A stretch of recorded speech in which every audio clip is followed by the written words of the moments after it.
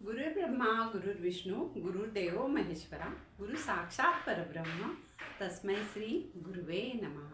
श्री रामकृष्ण गुरु माझे आई मजला ठाव द्यावा पायी दिगंबरा दिगंबरा श्रीपाद वल्लभ दिगंबरा। श्री रामकृष्ण सरस्वती क्षीरसागर स्वामी महाराज दत्त गुरुना वंदन करून मी आजचं पुढचं पान वाचत आहे। नित्य गुरुवाणीचं पुढचं पान वाचत आहे। तर आज काय ह्या पानावर काय दिलेलं आहे की काही लोक सत्पुरुषांविषयी गैरसमज करून घेतात। म्हणजे बऱ्याच लोकांना असे गैरसमज असतात आणि ते काय आहे ते आता आपण ह्या पानामध्ये वाचूया। हे बघा, काही लोक सत्पुरुषांविषयी गैरसमज करून घेतात व त्यांच्याकडे जात नाही।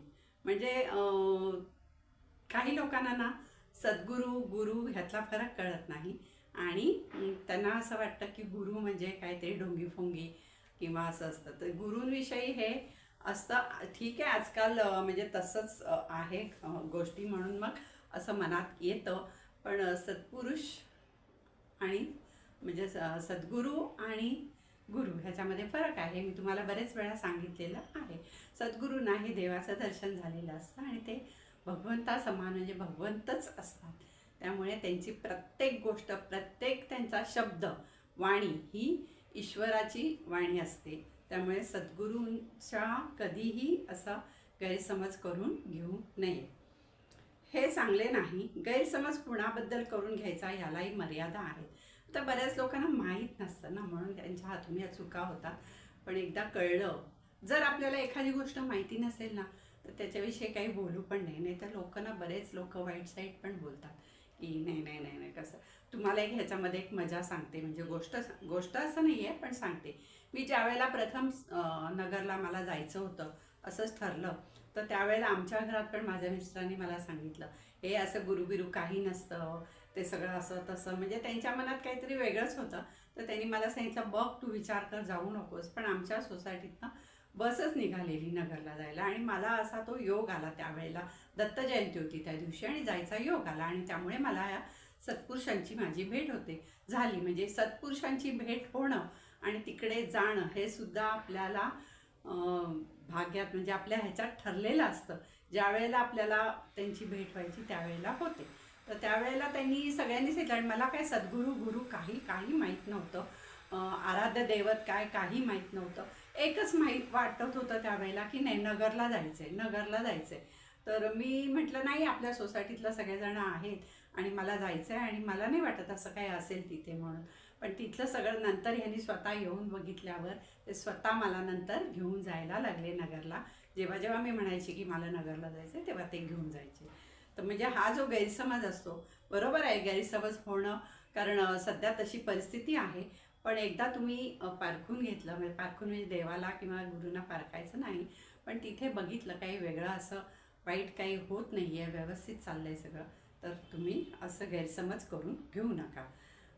गैरसमज कोणाबद्दल करून घ्यायचा यालाही काही मर्यादा आहेत। ज्याच्याशी आपला काही देण्याघेण्याचा व्यवहारच नाही त्याच्याबद्दल गैरसमज तरी कशाला हवा। म्हणजे काही व्यवहारच, आपल्याला देण्याघेण्याचा काही व्यवहार नसेल, आपल्याला काही माहीत नसेल, जायचं नसेल, तर गैरसमज करून घेऊ नये। गुरूंशी आपला व्यवहार असा काहीच नसतो। म्हणजे गुरूंबरोबर आपला व्यवहार, पहिल्यांदा तर आपल्याला गुरु म्हणजे काय वगैरे काहीच माहीत नसतं, तर गुरूंशी असा आपला व्यवहार काहीच नसतो। मग गैरसमज करण्याचं कारण तरी काय आहे, हे सर्व समजायला फार मोठा काळ जावा लागतो। म्हणजे तुमचा योग आला तरी तुम्ही जर तुमच्या मनाने गैरसमज करून घेतला आणि जर तो तुम्ही गेलात नाही तर तुमची आणि गुरूंची, सद्गुरूंची भेट होत नाही। त्याला पण तुमच्या आयुष्यात तो योग यावा लागतो। हे सर्व समजायला फार मोठा काळ जावा लागतो। एक गोष्ट लक्षात ठेवा की गुरुपद सर्वात उच्च असे फार मोठे पद आहे। गुरूंचे पद हे असं एरवी तेरवी त्याला मिळत नाही। आता हे जे खूप गुरुबिरू होतात याला काही अर्थ नाही आहे, पण हे जे गुरु सद्गुरू जे असतात हे पद मिळणं हे काही म्हणजे उच्च पद आहे। त्याला येथे वयाची मर्यादा नसते, म्हणजे गुरु अगदी लहानसुद्धा असू शकतात, त्यामुळे त्याला काही वयाची मर्यादा नसते।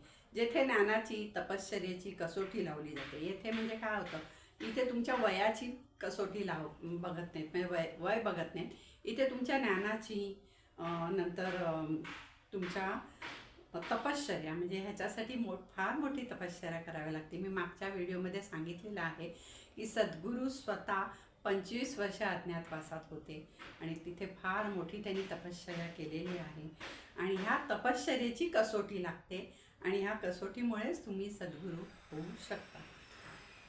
त्यामुळे त्यांच्या कार्यात कुठेही उणेपणा जाणवत नाही. म्हणजे त्यांचं जे कार्य असतं त्याच्यात कुठेही आपल्याला उणेपणा जाणवत नाही. ईश्वर तर आपल्याला जन्माला घालून भोग भोगण्यासाठी पृथ्वी तलावर सोडून देतो. म्हणजे ईश्वर काय करतो, आपल्याला जन्माला घालतो आणि आपले भोग म्हणजे काय, प्रारब्ध. मागच्या जन्मात तुम्ही ज्या काही चुका केल्या आहेत त्या सगळ्या तुम्हाला आता ह्या जन्मात भोगाव्या लागतात. आणि माणसाला वाटतं मी चांगलं वागतोय, मी चांगलं करतोय, मी सगळं देवाचं करतोय, हे करतोय, तरी माझ्या मागे हे का भोग लागलेत, हे भोग का लागलेत हे त्यांना नंतर समजतं. म्हणजे तुम्ही जर ह्याच्यात आलात, म्हणजे काय म्हणतात, अध्यात्मात तुम्ही आलात आणि तुम्हाला अध्यात्मातलं सगळं ज्ञान कळायला लागलं की मग हळूहळू समजतं की हे आपलेच भोग आहेत. आपणच जे काही केलेलं आहे मागच्या जन्मी, आपलं जे प्रारब्ध आहे त्याचे भोग आपल्याला भोगावे लागतात आणि भोग हे नेहमी भोगून संपावे असं सद्गुरूंनी सांगितलेलं आहे. इदम न मम. तर भोगण्यासाठी पृथ्वी तलावर सोडून देतो. पण या भोगातून मुक्त होण्यासाठी मार्ग मात्र गुरुच दाखवतात. म्हणजे हे जे भोग आहेत या भोगातून तुम्हाला मुक्त होणे मार्ग दाखवतात. म्हणजे काय असं काय होम करा, हे करा, असं काय मंत्रतंत्र असं काही करत नाहीत. तिथे तुम्हाला आध्यात्मिक तुमची प्रगती झाली पाहिजे. तुम्हाला जे काही अध्यात्माविषयी सद्गुरू जर असतील आणि त्यांनी जर सांगितलं की हे हे हे कर, तर ते तुम्हाला अगदी मनापासून केलं पाहिजे. तर तुमचे हळूहळू प्रारब्धातले भोग म्हणजे पूर्ण होतील आणि तुम्हाला चांगले दिवस येतील. गुरुच दाखवतात, एवढे गुरूंचे श्रेष्ठत्व आहे.